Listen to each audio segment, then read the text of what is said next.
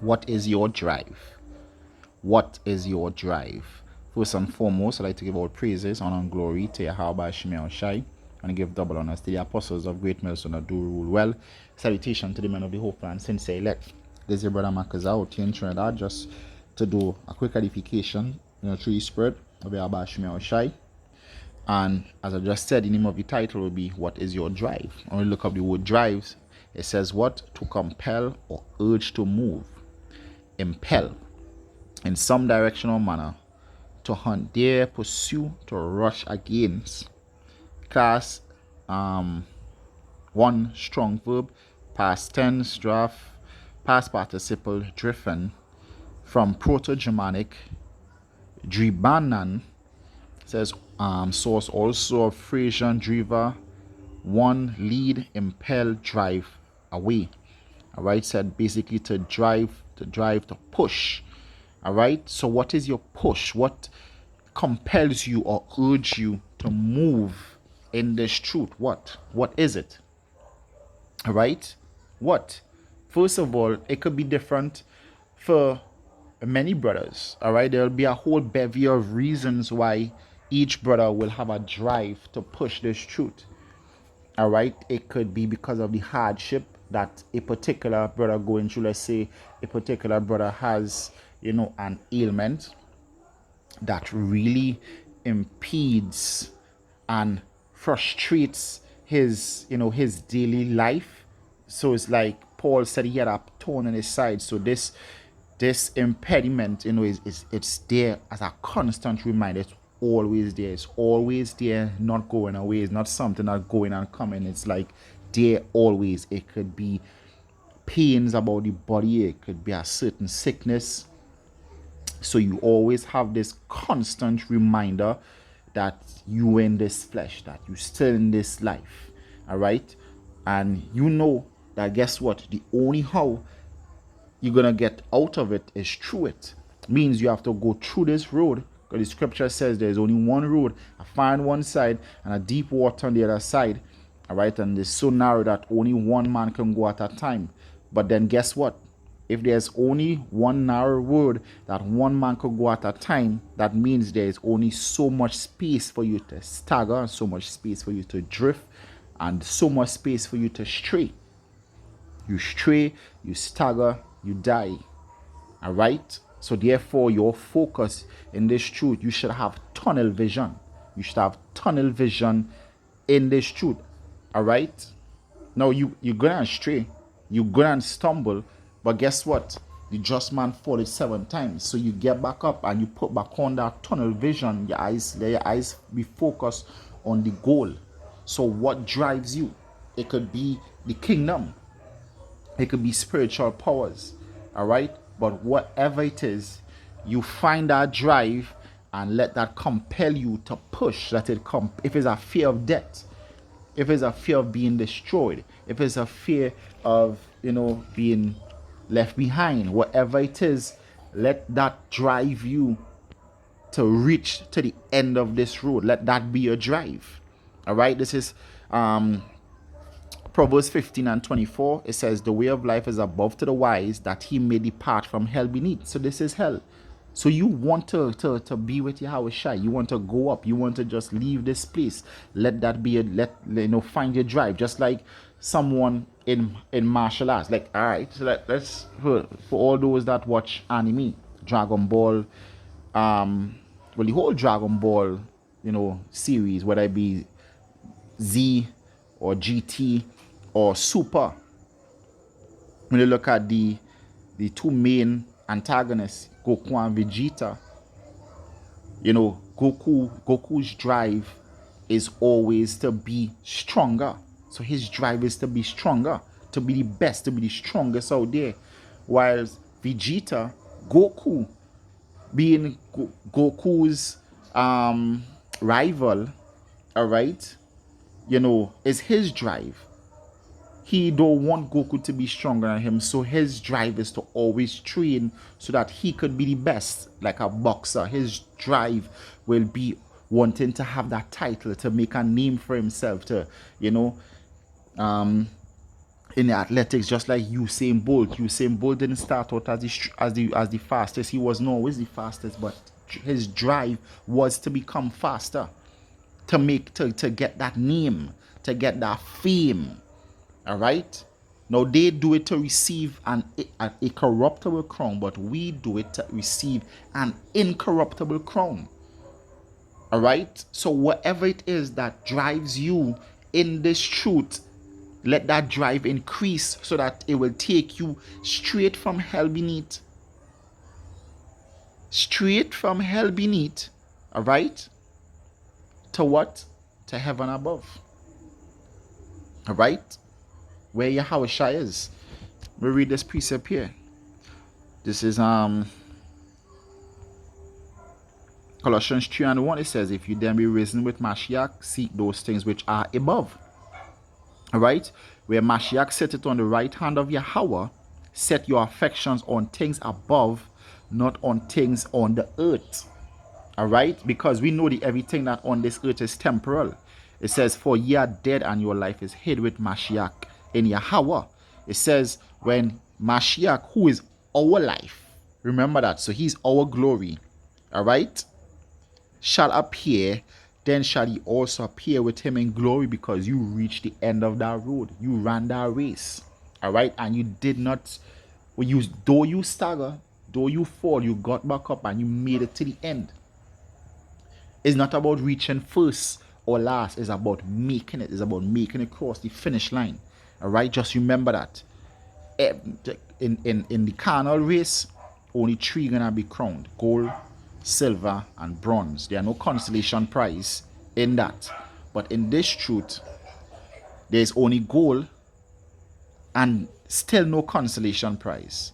All right. Sometimes you might get a consolation prize in the carnal, in this mundane life, but in the world, in the truth, there is no consolation prize. There is only gold. And whether you cross the finish line running, walking, or crawling, is about making it across the finish line. Because some of us are stronger than others. Some brothers might, do like Usain Bolt, tiptoe across the line. All right, because they know, hey, they're strong. Like Dennis Rodman, they just played a game for almost an hour, but guess what? After that game, you still filled with so much energy. You could go and just run for half an hour. All right, because you have so much energy within you. Some brothers will be able to do that. Some brothers might just be able to just cross the finish line and pant in. All right, and then there are others, they might have to crawl and they make it. But guess what? It's about making it across. It's about making it across. And you see that brother that crawling across that finish line, he has great drive within him. Because though he can't stand, with the little ounce of strength and energy that he has, he's still determined to cross. And that says a lot about that man's character. All right. And he himself will receive a goal, because the scripture says we will all receive the same penny. All right. We'll all receive the same penny. So it's only gold going to be sharing out. Gold medals going to be sharing out in the form of a crown. All right. So wherever your drive is, let it drive you across this finish line. Let it compel you to continue in this race. All right. This is the book of Matthew, chapter 7 and verse 13. It says, enter ye at the straight gate, for wide is the gate, and broad is the way that leadeth to destruction. And there be many which go in thereat. So many gonna be destroyed. So enter the straight gate, the position of difficulty, the narrow way. It says, because straight is the gate, and narrow is the way which leadeth unto life, and few there be that find it. Few gonna find it. Some gonna find it and turn back, say, nice, it's too straight for me. They say the kind of life I wanted. I didn't want all this difficulty. But where they didn't know, as the scripture says, through much tribulation we enter into the kingdom of heaven. They didn't prepare for the hurdles. All right, they thought it was just running a normal marathon, but they didn't expect hurdles to be in this marathon. And pits, where you go down in the pits and you have to crawl your way back out. This is an obstacle course, this truth here. All right, and you have to go through all the obstacles to make it. Nobody said it would be easy. The great apostle Tahar said, in this truth, you're gonna suffer, so learn to suffer. All right? You're gonna have to go through all of it to make it into the kingdom. All right? You're gonna have to go through it. All right? This is Philippians 2:12, one of the most popular scriptures. It says, wherefore, my beloved, as ye have always obeyed, not as in my presence only, because Paul was like a gym trainer, so he would be there pushing you. 2 more, 5 more, 10 more, gimme, come on, you able to do it. Push on. Paul wasn't there always as a gym, as a personal trainer. But you know what the men did? They kept it like they had that trainer. It says, as ye have always obeyed, not as in my presence only, but no much more in my absence. So even when Paul wasn't there, his words sunk in. Then the scripture says his words are weighty. So the words of Paul were there resonating and reverberating in their mind. All right, so they're like, yes, hey, push, we gotta make it out this life. And it's the only how we're gonna make it out is if we push. All right, if we keep that drive. All right, it says, work out your own salvation with fear and trembling. And as I said, if fear be your drive, hey, let that fear increase. All right, push, because you don't want your fear to come upon you. All right, so push so that you could exit this wicked life. Right, it says 1 Corinthians chapter 9 and verse 24. It says, know ye not that they which run a race run all, but one receiveth the prize? So run that ye may obtain. So run, so you will receive that goal, that penny. It says, and every man that striveth for the mastery, which is the goal, which is the crown, it says, is temperate in all things. All right, means self-control, means he can pace himself. It says, now they do it to obtain a corruptible crown, but we are incorruptible. It says, I therefore so run, not as uncertainly. No, we run certainly because we know we're gonna receive a prize at the end. But also not uncertainly means that we don't know what we're doing in this truth. All right, you know, like a day you might just wake up and like, you know, what are you doing here? Do I have faith? Do I believe? Is this the right doctrine? Are these the men of the Lord? If one day you wake up like that, then you run it uncertainly. From the very beginning, that demon, that doubt demon, you should have fought off that doubt demon within the first 6 months of coming in this truth. And after that 6 months, point, you're supposed to be in the mindset of, hey, it's only forward from here. It's only forward from here. All right? Because guess what? Let's compare this truth.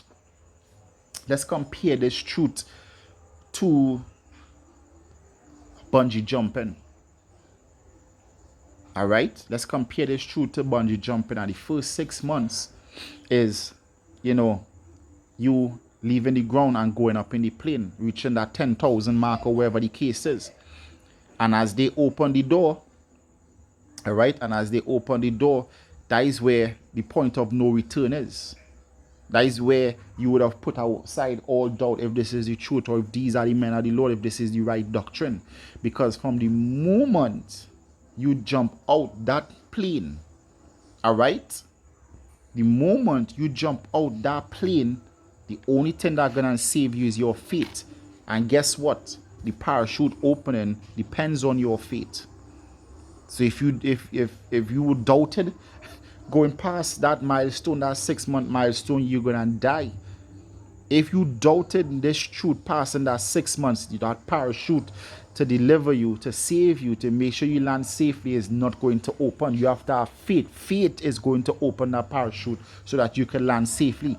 And if you don't have faith, guess what? It's not gonna open. So therefore, you shouldn't be past. You know, some might disagree. Some might say from the moment you put on your garment, you know, you shouldn't be doubting. All right, but guess what? As with Peter, Yahushua said, "Oh, you have little faith. Why did you doubt?" All right, this truth is about faith. We walk by faith and not by sight. All right, so he says, "I therefore so run, not as uncertainly." So fight I not as one that beateth the air. So you want to land them punches. All right. So you have to be certain. You have to have that assertive mind being in this truth. All right. That is the mindset that you have to have in this truth. That hey, guess what? It's only forward from here on. All right. This is the book of Hebrews chapter 4 and verses 9. It says, There remaineth therefore a rest to the people of Yahweh, for he that entereth into his rest, he also had ceased from his own works. All right, he also had ceased from his own works. It says, as Yahweh did from his. It says, let us labor therefore to enter into that rest, lest any man fall after the same example of unbelief. Lest any man fall, remember the parachute, after the same example of unbelief. If you didn't believe and you don't have faith, then guess what? That parachute not gonna open. It's not gonna open. So you don't want to fall. You want to have faith until the very end. All right. That's why the scripture says, strive for the truth unto death. All right. It says, he that endureth unto the end, the same shall be saved. Because faith is actually what going to drive you. We're going to keep you on this path because of your faith. Because of your faith, you're going to continue pushing. All right. Because though you have a drive, all right, you believe the promises. So that is what actually gonna make you push. All right. Faith, you believe. You believe, but there's also something that pushes you to run. All right. It's like a race. You know that there's medals and trophies waiting, but what pushes you to do your best to run the race? All right. Could it be a name for yourself? I'm not speaking in the carnal sense here. Could it be so that you could get, acknowledgement from the woman, or you just want a gold medal, wherever it is? Something gonna push you to receive that prize at the end. So therefore, continue pushing. Whoever is driving you, continue. Let that drive increase. All right. Let that drive increase. Wherever it is, let that drive increase in you. All right, and wait for the coming of Yahushua at the end. All right, to escape from hell beneath. All right, so with that, I want to give all praises, honor, and glory to Yahushua. I want to give double honor to the apostles of great mercy and do well. Salutations to the men of the hope land, since elect. This is your brother Makazar from Trinidad saying Shalom and stay strong. Shalom.